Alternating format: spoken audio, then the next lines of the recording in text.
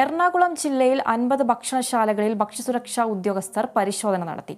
ഗുരുതരമായി വീഴ്ച കണ്ടെത്തിയ Fort Kochi A1, Mattancherry Kayees, Mattancherry city star, Kakkanad Sheba biryani എന്നീ ഹോട്ടലുകളുടെയും ലൈസൻസ് ഇല്ലാതെ പ്രവർത്തിച്ച ഇരുമ്പനം ഗുലാൻ തട്ടുകട, നോർത്ത് പറവൂർ മജ്ലിസ് എന്നീ ഹോട്ടലുകളുടെയും പ്രവർത്തനം അവസാനിപ്പിച്ചു.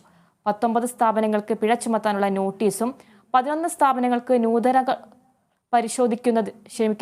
പരിഹരിക്കുന്നതിന് നോട്ടീസ് നൽകി. രാത്രികാല പരിശോധനകളും തുടരുകയാണ്.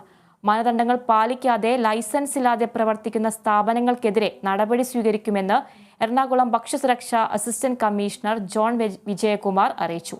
ആലുവയിൽ നഗരസഭാ ആരോഗ്യ വിഭാഗം നടത്തിയ പരിശോധനയിൽ 4 ഹോട്ടലുകളിൽ നിന്ന് പഴകിയ ഭക്ഷ്യവസ്തുക്കൾ പിടികൂടി.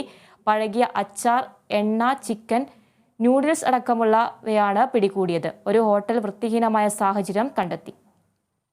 ഇന്നലെ നടത്തിയ പരിശോധനയിൽ ആലുവ ജില്ലാ ആശുപത്രിയിലെ ക്യാന്റീനിൽ നിന്ന് പഴകിയ കഞ്ഞി പിടികൂടിയിരുന്നു.